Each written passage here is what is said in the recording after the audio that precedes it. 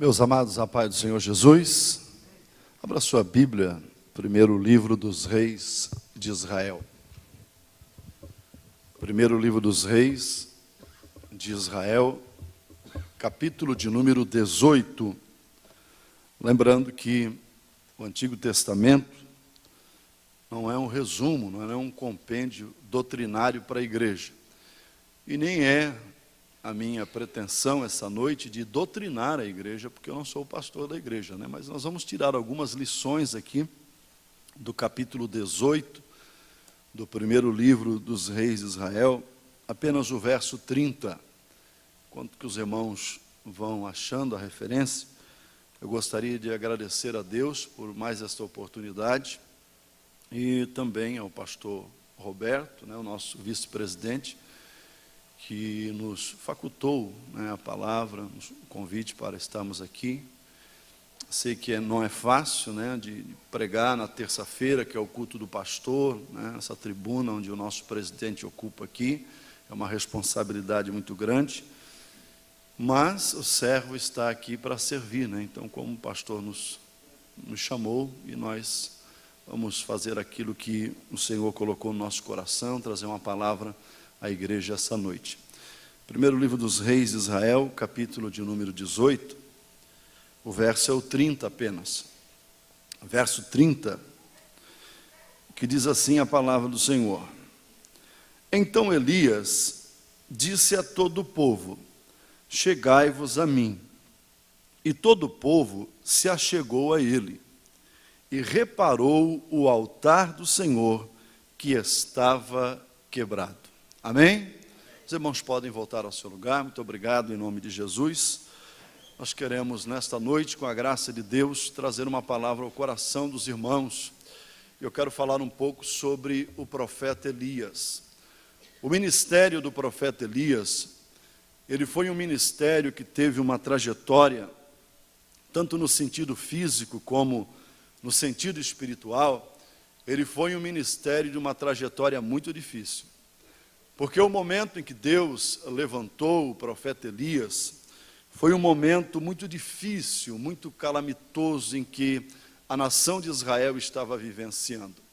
E se nós fôssemos nessa noite pegar um pedaço de papel e uma caneta e listar, fazer uma lista de reis que se levantaram sobre a nação de Israel, nós iríamos ver que Acabe, com a sua primeira dama, a sua esposa chamada Jezabel, iriam encabeçar essa lista de um dos piores governos que Israel teve na sua trajetória como nação. Isso porque a Bíblia diz que Acabe contrariou ao Senhor e tomou por mulher a Jezabel, filha de Etibaal, rei dos Sidônios. E esse casal, quando eles se uniram, eles resolveram fazer de praxe tudo o que era desagradável, tudo o que era detestável, tudo o que era abominável aos olhos de Deus, Acabe e Jezabel fazia para desagradar o Deus Todo-Poderoso. E por isso, então, a nação de Israel, ela vai estar a bancarrotas nesse momento aqui da história. A nação de Israel vai estar vivendo sistemas totalmente falidos e fracassados. Alguns sistemas de Israel estavam quebrados, pelo menos 4 deles. O primeiro sistema de Israel que está quebrado nesse período é o próprio sistema de governo de Acabe, porque a Bíblia vai dizer que havia pelo menos 850 famílias que comiam do dinheiro do povo, dos cofres públicos daquela época. Os profetas de Baal e os profetas de Aserá, que é o feminino de Baal, eles comiam na mesa de Jezabel e recebiam também salário, vamos dizer assim, para profetizar para a nação de Israel.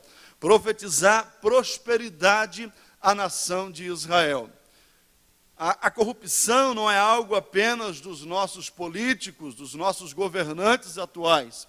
Já estava presente lá no reinado de Acabe e Jezabel.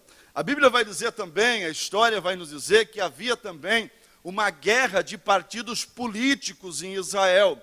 pessoas que apoiavam, outras que reprovavam o governo de Acabe e Jezabel. E essa guerra de partidos políticos em Israel levou o povo a estar completamente dividido.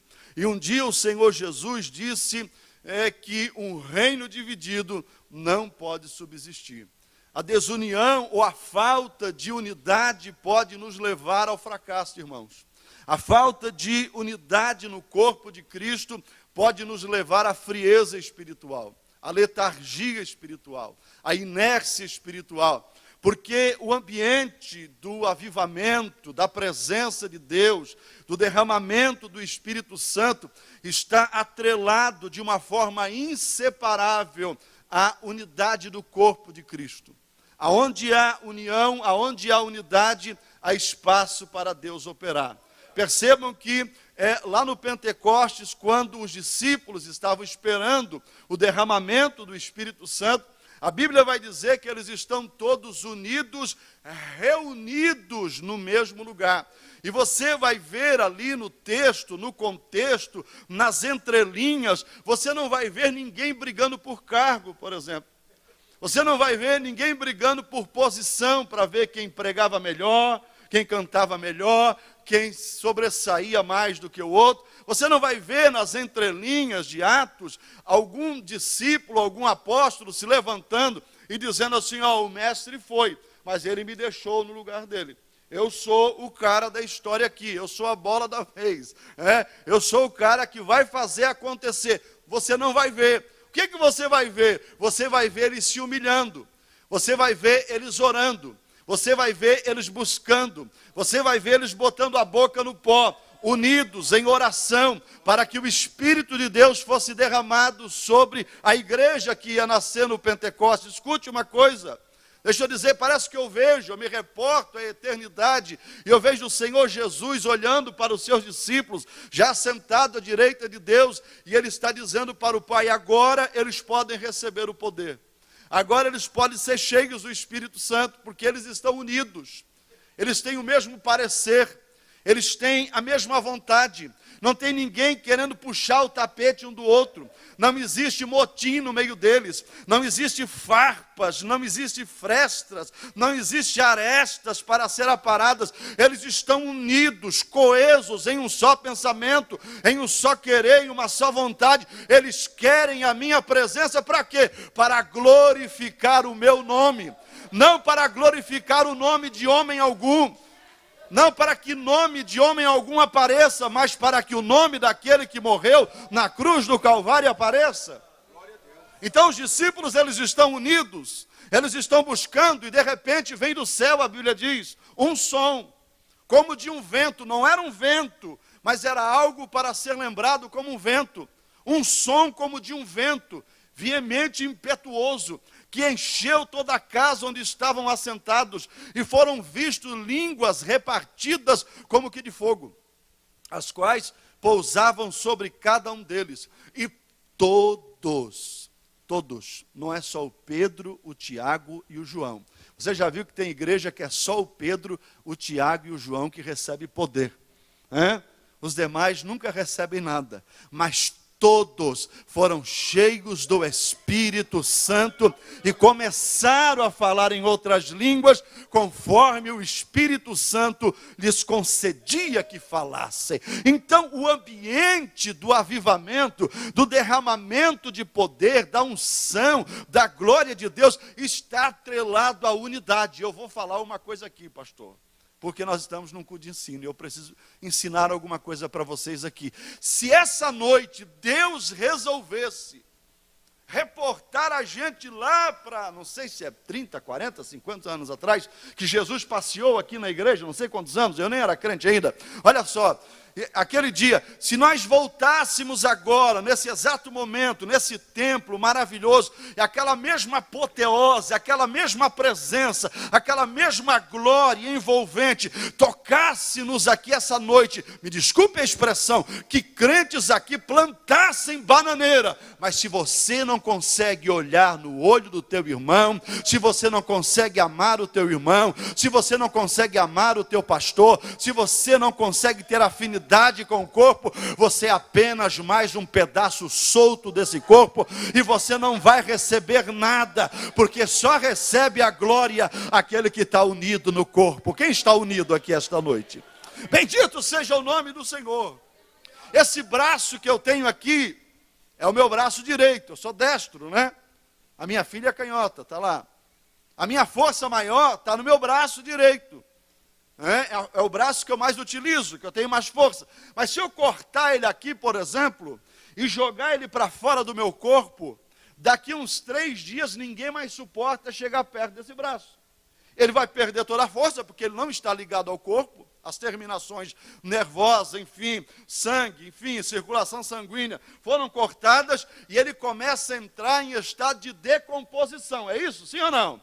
Começa a entrar, e daqui uns 7 dias, por exemplo, vai estar um cheiro insuportável. Assim é alguém que não está ligado no corpo. Assim é alguém que não tem unidade no corpo. Ele não tem força, ele não tem vida, e ninguém consegue chegar e ficar perto dele. Mas o crente que está na unidade, que está ligado na cabeça que é Cristo, oh, aleluia, a glória de Cristo permeia a sua vida, e ele consegue olhar no olho, ele consegue abraçar, beijar, de verdade, não é aquele abraçar assim falso, tão falso como uma nota de R$30. Não é essa falsidade, não é aquele ator que chega e diz: ai, minha querida, meu querido, e beija, ai, meu pastor, ai, que palavra linda. Você vira as costas, esse cara não pregou nada. Ah, esse cara aqui não é insuportável. Tem gente que ele é tão falso, ele atua tão bem. O que é hipocrisia, irmãos? Hipocrisia é você falar uma coisa com a boca e sentir outra com o coração. Jesus, ele foi categórico, ele não suportava esse tipo de sentimento. Falava uma coisa com a boca, os fariseus: ai, mestre, nos ajuda, a gente não sabe o que fazer, essa mulher foi apanhada no adultério. Mas para pegar Jesus, para apanhar Jesus. Então o hipócrita é assim, ele fala uma coisa com os lábios e sente outra com o coração. Aí tem pessoas que é assim. Se lá o pessoal de Hollywood, achasse ele aqui no nosso meio, a gente ia perder mais um membro da igreja. Ele já estaria lá no ano que vem levantando da estatueta, o melhor ator, o protagonista da história. Mas que Deus nos ajude, que nós não venhamos ter esse sentimento faccioso, que nós não venhamos ter esse sentimento de divisão, mas que no nosso meio o Espírito Santo possa trabalhar, ter livre acesso para a gente receber a presença de Deus. Então Israel estava dividido. Terceiro sistema de Israel que estava quebrado, porque o Tiago falou que hoje o tiro é curto, né, Tiago? Porque o tempo é curto, então tem que ser rápido aqui no negócio aqui. Olha só, o terceiro sistema que estava falido em Israel era o sistema de justiça social. Você vê que quando está a seca de 3 anos e meio ali, o Acabe chama os seus serviçais e diz assim: vamos lá pelos campos, pelos valados. Para quê? Para tirar as pessoas da fome? Para ajudar aqueles que estão morrendo, desnutridos, subnutridos, as famílias que estão sendo dizimadas? Não, para a gente achar erva para conservar as mulas e os cavalos em vida. Vê que as pessoas estavam morrendo, as pessoas estavam sendo dizimadas, e Acabe estava mais preocupado com as suas mulas e com os seus cavalos. Aí eu não vou nem trabalhar esse texto aqui, esse tópico. Fica para você pensar, qual é a sua prioridade aqui esta noite? São as almas? São as pessoas lá fora? Ou você está mais interessado com as suas mulinhas? Ou você está correndo atrás das suas mulinhas, para preservar as suas mulinhas? Pense nisso. Só vou deixar isso para você, porque eu tenho que entrar agora na mensagem. Mas o terceiro, ou melhor, o quarto sistema, que estava completamente falido em Israel, era o sistema religioso de Israel. Porque a Bíblia vai dizer agora que o povo está vivendo numa dubiedade espiritual. O povo não sabia qual Deus eles deveriam adorar. Eles não sabiam se adoravam o Deus Jeová, o Deus que tirou o povo lá do Egito, ou eles adoravam a Baal, que era um Deus fenício, o Deus da fertilidade, irmãos. que segundo a história, as pessoas que acreditavam em Baal, diz que Baal era o rei, ou melhor, o Deus, que mandava as chuvas. Aserá era a mulher de Baal. Diz que eles iam para o cosmos, segundo a lenda e a história, eles coabitavam, eles tinham relações íntimas, e o sêmen de Baal era chuvas que caíam sobre a terra, era a crença que eles tinham naquela época. Por isso que Deus vai logo suspendendo a chuva, para dizer que quem manda no tempo, na história, ainda é o nosso Deus. Mas o povo estava dividido, o povo estava coxeando, disse Elias. O que é coxear? O coxo não é o paralítico, aquele que não consegue andar. O coxo é aquele que tem alguma deficiência e ele manqueja para algum lado, ou para um lado ou para o outro. O povo, ora, pendia para Deus, adorava a Deus, ora, pendia para adorar a Baal. Deus, o Deus que tinha tirado o povo do Egito. De relance, assim, só rapidinho, quando Deus tira o povo do Egito, o povo sai, Faraó sai atrás do povo. De repente eles chegam diante do Mar Vermelho. Ao lado nós estivemos lá, onde o povo atravessou em Israel, na região de Mar, ali no deserto do Sinai. Escute, de um lado tinha mais de 2.000 metros de montanha, atrás vinha Faraó, na frente está o Mar Vermelho, não tem ponte, não tem balsa, não tem túnel, mas Deus abre uma avenida no meio do mar, e o povo passa a pés enxuto, porque o nosso Deus é Deus de milagres, o nosso Deus é Deus provedor. A Bíblia diz que quando eles atravessam o mar, chegam ali em Mara. Mara quer dizer amargo, as águas eram amargas. Deus fala para Moisés, pega um pedaço de madeira, um lenho, ele coloca nas águas, as águas ficam potáveis para o povo beber. Olha que Deus maravilhoso. Lá no deserto, durante o dia, faz aproximadamente 65 graus Celsius, na força do calor. Deus mandou uma coluna de nuvens para guiar o povo e para fazer sombras. À noite cai para baixo 0 grau, no frio terrível, vem uma coluna de fogo para aquecer e para alumiar o povo.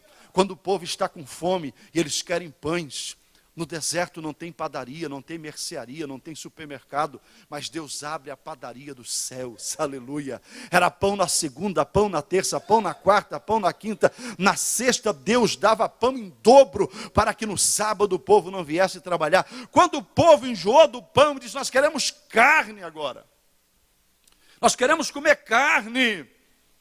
E lá no deserto não tem como comer carne, deserto é areia, é calor, mas Deus faz voar codornizes no arraial de Israel. Segundo alguns historiadores, diz que aquelas aves migratórias, elas podiam voar aproximadamente 50 quilômetros apenas, porque são aves pequenas, de pequeno porte, mas segundo alguns historiadores, diz que elas voaram mais de 300 quilômetros, por causa do vento que Deus soprou, para chegar na mesa de Israel, porque o nosso Deus é um Deus provedor. O nosso Deus é um Deus de milagres. Quando eles chegam lá no Jordão, agora não é o mar que se abre, agora é o curso do Jordão que para. De um lado está seco, do outro lado tem uma montanha de águas para o povo passar. Oh, que Deus maravilhoso é esse, né? Tantos milagres, tanta manifestação de Deus, tanta manifestação do poder de Deus, e agora o povo está na terra prometida, completamente indeciso, irmãos, sem saber ao Deus que eles deveriam adorar. E eu fico pensando, se a gente que não viu tantas coisas assim, a gente é fiel a Deus, procura pelo menos ser, esse povo viu tantas coisas e se desviou de Deus. Aí um dia o Espírito Santo veio ao meu coração e disse, poder de Deus é muito bom, manifestação espiritual é ótimo, nós somos pentecostais. A Igreja Assembleia de Deus é uma igreja que acredita ainda nos dons espirituais, na manifestação do Espírito, em falar em línguas e profecias e assim por diante. Nós acreditamos no poder. Eu acredito que Deus pode curar, você acredita? Eu acredito que Deus pode libertar, que Deus pode salvar, que Deus pode fazer coisas extraordinárias, mas tudo isso não é garantia de salvação, irmãos. Você pode pular, rodopiar, falar em línguas, marchar, profetizar e perder a sua salvação. Israel viu muitos milagres, o Sinai fumegava, tremia, a voz de Deus falava dentre a nuvem, mas eles se desviaram, e Paulo vai dizer que a maioria deles, Deus não se agradou. Sabe por quê? Porque manifestações externas são boas, mas não me garante a entrada no céu. O que me garante a entrada no céu é guardar esta palavra, é andar nesta palavra, é viver esta palavra, é estar arraigado esta palavra. Quantos amam a palavra de Deus? Nem todos amam. Nem todos amam. Porque se todos amassem, isso aqui estaria superlotado esta noite. A palavra é secundária para muitas pessoas. Agora escute uma coisa que eu vou lhe dizer. O povo estava se desviando. Sabe por quê? Jezabel entrou no meio do povo. Veio com uma cultura diferente. Veio com uma cultura pagã. Duas coisas ela fez para destruir o povo, para o povo ficar confuso, irmão, e não saber qual é o Deus que eles deveriam adorar. Primeiro, Jezabel mandou derrubar ou derribar todos os altares do Senhor e levantar um poste ídolo a Baal. Ela disse: se eu derrubar os altares do Senhor e levantar um poste ídolo a Baal, o povo fica confuso. O povo vai para dentro do templo e não dá glória a Deus. O povo vai para o templo só o corpo, mas a mente está fora. A mente está vagueando por aí. Eu vou tirar os altares, porque sem altar não tem sacrifício. Sem altar não tem oração.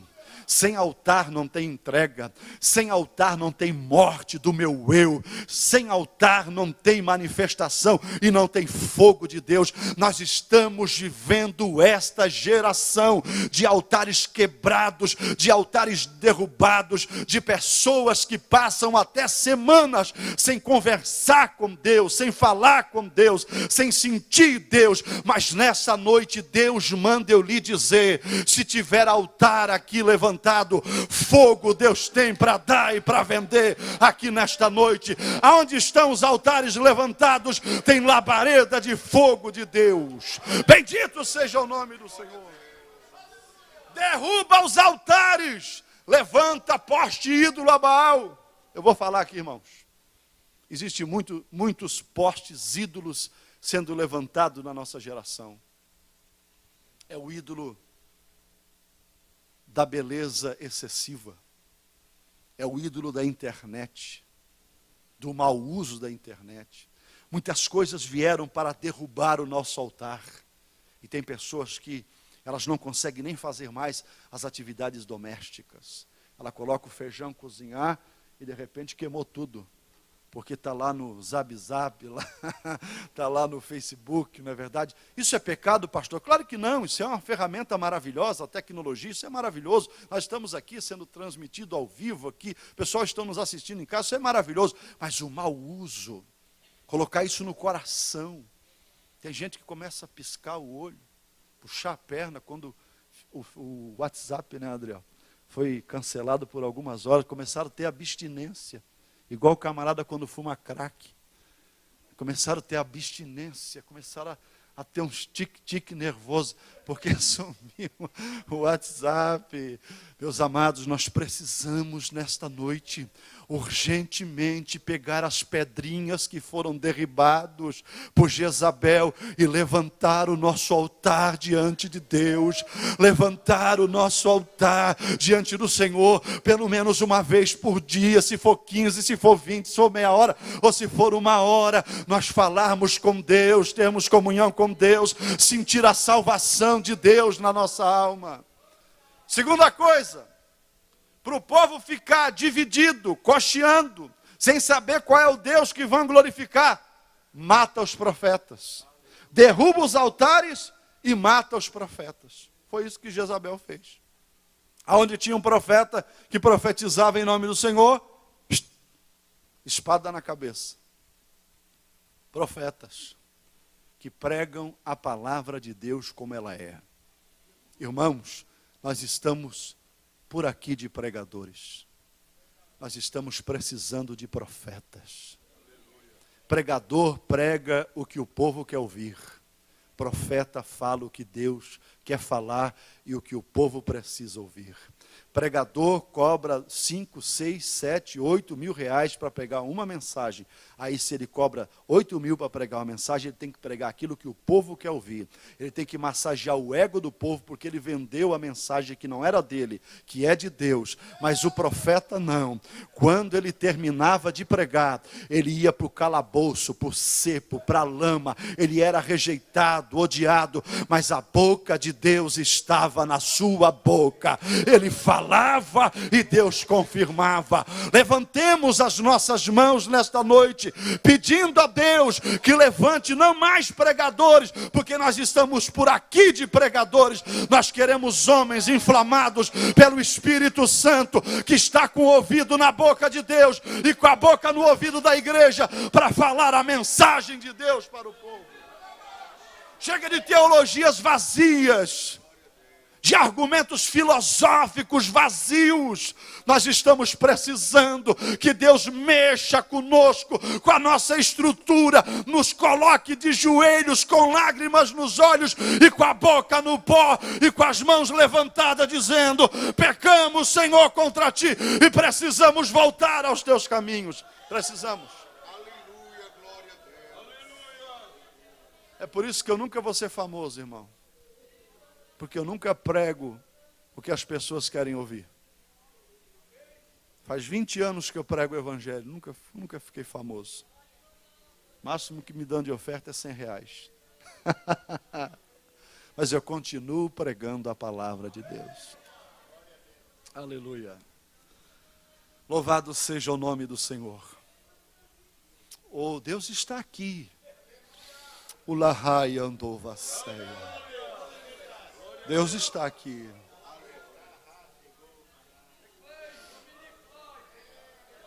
Deus está aqui. E Ele está falando conosco esta noite. Quando a nação de Israel está resvalando para o caos, quando ela está se destruindo, Deus levanta um homem. Oh, maravilha. E para uma nação que estava confusa, para uma nação que não sabia qual era o Deus que deveria adorar, Deus levanta um homem chamado Elias. E você sabe por que Deus levanta um homem chamado Elias? Porque o significado do nome Elias significa: o Senhor Jeová é Deus. Para uma nação que não sabia qual era o Deus que eles deveriam adorar, Elias aparece no cenário de Israel e diz: olhe para mim, gente, o Senhor Jeová é Deus. Só Ele deve ser adorado. Só Ele deve ser glorificado. Só Ele deve ser. Aleluia. Louvado seja Deus. E agora vem uma coisa boa para todos nós aqui. É que o Deus que levantou Elias é o mesmo Deus que quer te levantar nesta noite para ser um profeta para essa geração. Sabe por quê, pastor? Sabe por quê? Sabe por quê, irmãos? Porque a Bíblia não menciona a árvore genealógica de Elias. A Bíblia não diz quem é o pai de Elias, a mãe de Elias, o avô de Elias, o tio de Elias. Só diz que ele era um tisbita, morador das montanhas de Gileade. Um homem sem pedigree, sem fama, sem nome. Sabe o que é isso? É Deus que está dizendo para você: não me importa se você tem fama, se você tem nome, se você tem dinheiro ou não. O importa é se eu quiser te usar, se eu quiser te levantar, se eu quiser te capacitar, eu vou fazer e você pode se levantar, porque Deus vai fazer isso na sua vida. Elias não tinha pedigree, Elias não tinha fama, não tinha status, como eu e você. Quem pode adorar a Deus nesta noite? Bendito seja o nome do Senhor.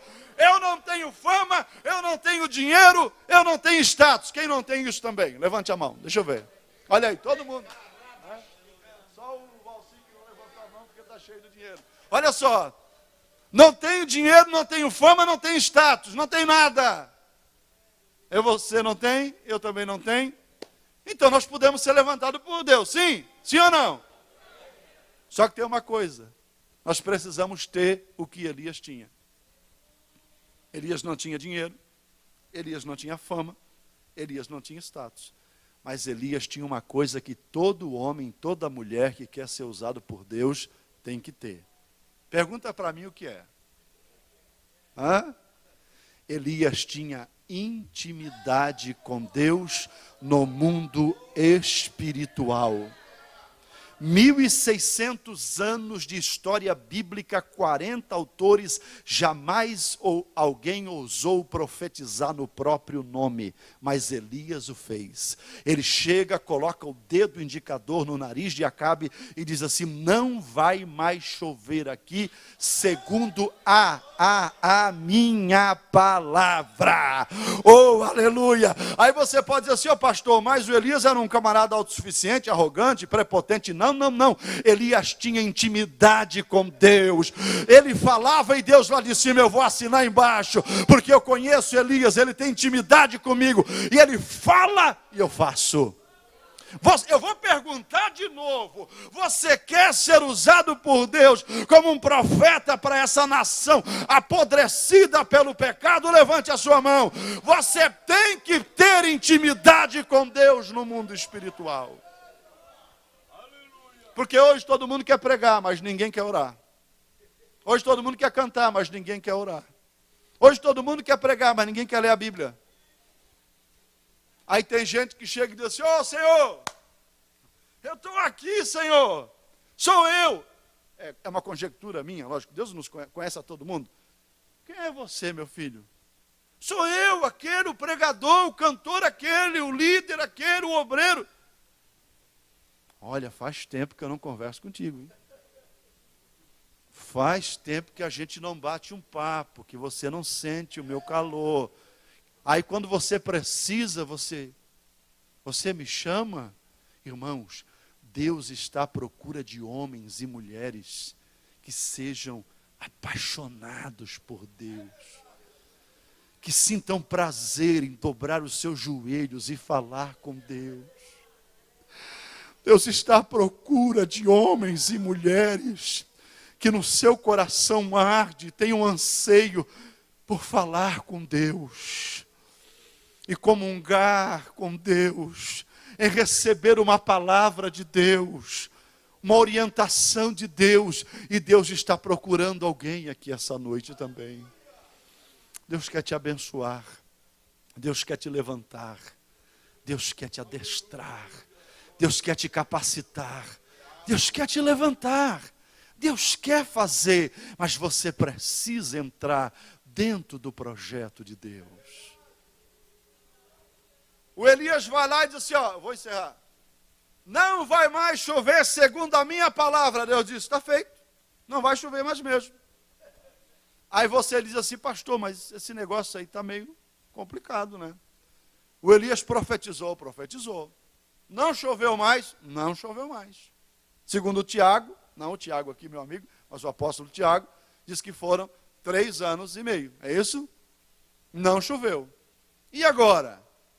O Elias foi lá, se levantou como profeta, diante de uma geração corrompida, parecidíssima com a nossa, né?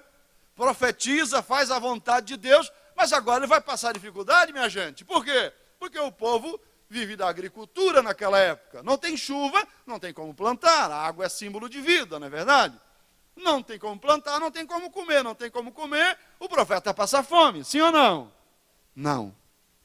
Aquele que abraça os projetos de Deus, abraça também uma agenda de milagres de Deus.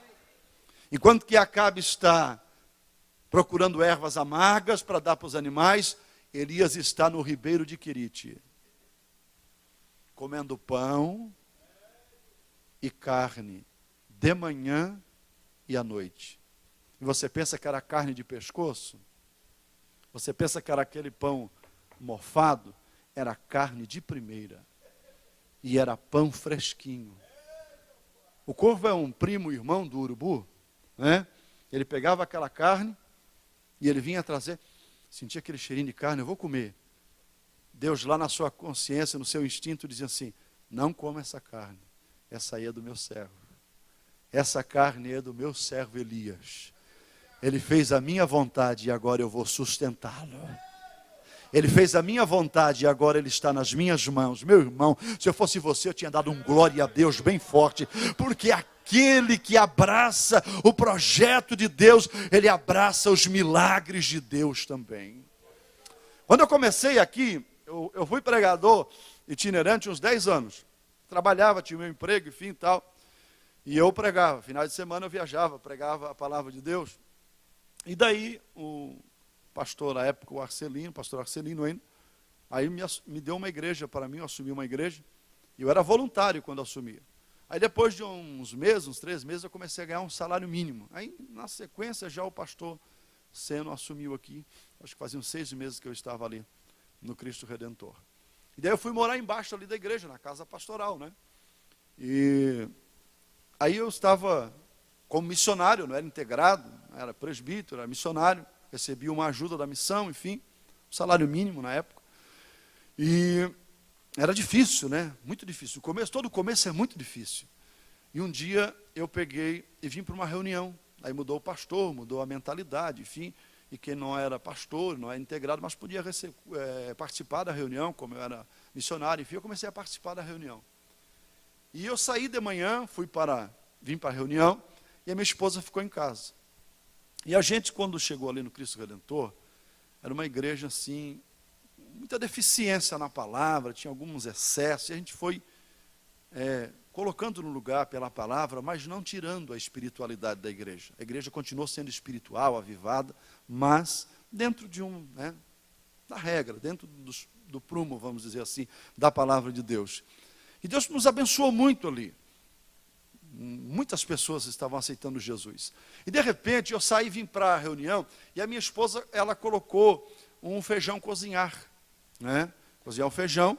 E daí tinha o presbítero irmão Pedro, que era o meu segundo na época, ele estava fazendo um trabalho ali no estacionamento da igreja, fazendo uma vala ali, colocando uma brita tal, para escorrer água.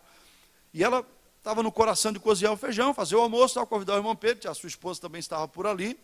E de repente, começou a cozinhar o feijão, quando estava terminando de cozinhar o feijão, o gás acabou. Você sabe quando faz assim, o gás?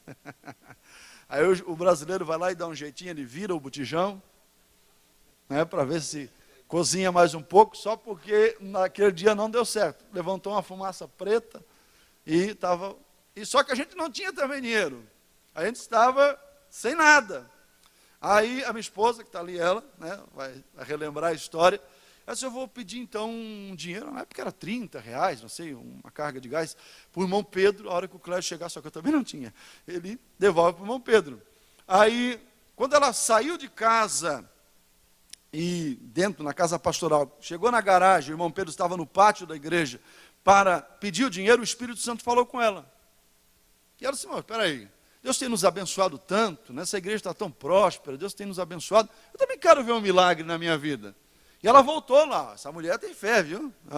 Ela foi lá, colocou o botijão na posição normal, botou a mão no botijão e disse, em nome de Jesus, eu quero gás aqui. O negócio foi forte ali. Eu quero gás aqui. Milagre, eu quero gás aqui. Aí ela foi lá e pá, ligou o gás, apertou no botãozinho, acendeu o fogo. Terminou de cozinhar o feijão. Cozinhou o arroz. Fritou os bifes. E se você quiser acreditar ou não, queimou mais 2 meses para a glória do nome do Senhor. Porque aquele que abraça o projeto de Deus, abraça também os milagres de Deus. Quantos aqui querem ver milagre na sua vida? Você precisa abraçar o reino de Deus. Você precisa abraçar o projeto de Deus. Você precisa entrar dentro dos moldes operantes de Deus. E você verá o milagre na sua vida. Eu preciso parar agora. Para chegar até onde Elias fez descer fogo e até a meia-noite. Mas vamos ficar em pé em nome de Jesus. Aleluia. Você quer receber uma oração? Quantos aqui nesta noite quer receber uma oração porque você sabe que Deus te chamou para uma obra específica na terra.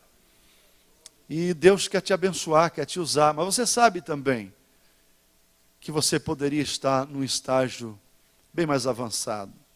Mas devido às lutas, aos problemas da vida,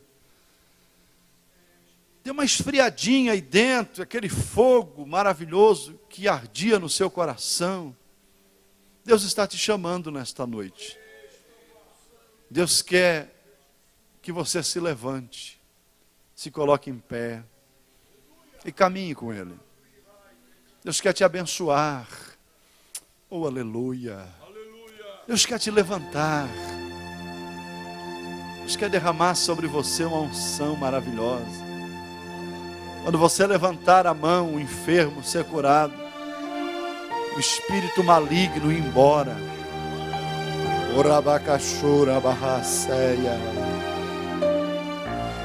Deus nos trouxe aqui essa noite para dizer que Ele está precisando de Elias. Lá e andou Vassuri Mihai Forda Negarebias canta. Deus está precisando de Elias.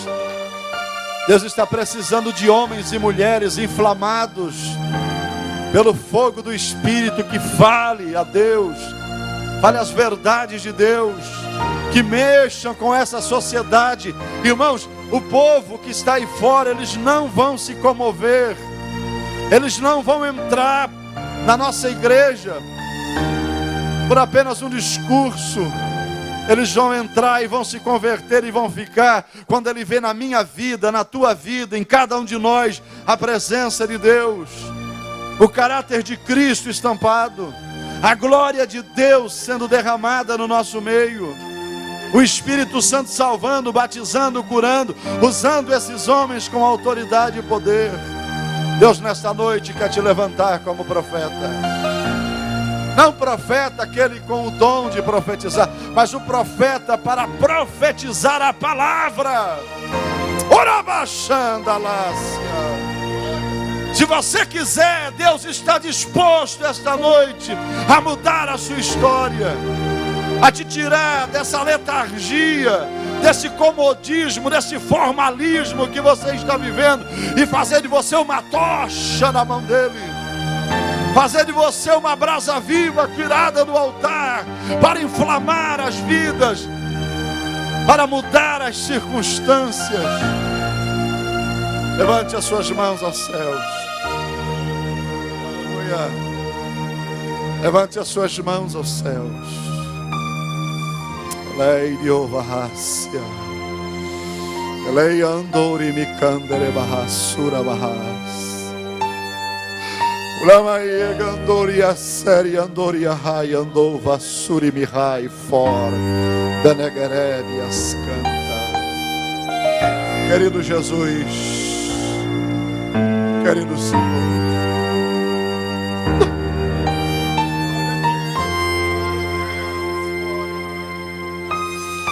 nós estamos na Tua presença nesta noite, ó Deus. Há uma urgência da Tua parte, eu sei. Aleluia, para essa geração, para que essa geração venha se levantar, meu Deus. São muitas coisas que nos vêm ao dia e dias e dias para nos tentar fazer parar, nos desanimar, para a gente ficar aqui dentro, Senhor, olhando só para os defeitos um dos outros. Mas, meu Deus, eu quero te pedir agora em nome de Jesus, eu quero que o Senhor nesta noite levante, Senhor, Elias aqui neste lugar. Pessoas que foram chamados por Ti, que têm um chamado, mas estão com o coração amargurado, com o coração entristecido, se sentem fracos diante das lutas dessa vida. Pai eterno, em nome do Senhor Jesus, eu ministro agora o poder desta palavra que eu preguei. Levanta, Senhor, esses obreiros, levanta, Senhor, esses irmãos, como uma tocha viva, como uma brasa viva tirada do altar do Senhor, para influenciar vidas, para mudar circunstâncias. Pai eterno, eu ministro agora a vitória, a bênção, em nome de Jesus. Dá um abraço na pessoa que está do seu lado e diga assim: Deus quer te fazer um profeta.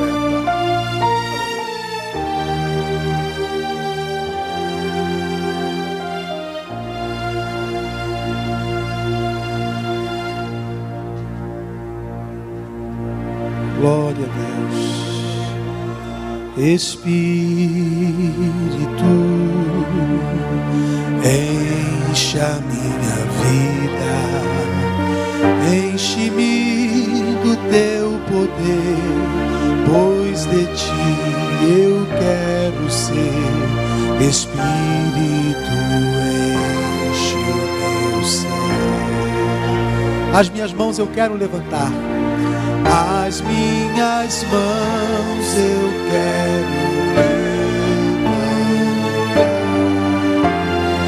e em louvor te adorar. Meu coração eu quero derramar diante do teu altar. As minhas mãos eu quero levantar e em louvor te adorar. Meu coração eu quero derramar diante do teu altar, diante do teu altar.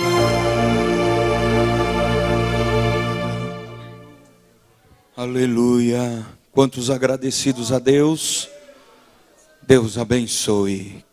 Que a bendita graça de nosso Senhor e Salvador Jesus Cristo, o grande amor de Deus e a comunhão do Espírito Santo esteja com cada um de vós. E a igreja do Senhor diga: amém. Cada crente, Criciúma, e se Deus é por nós, Deus vos abençoe em nome de Jesus. Volte abençoado pelo Senhor nesta noite para o seu lar. Agradeço.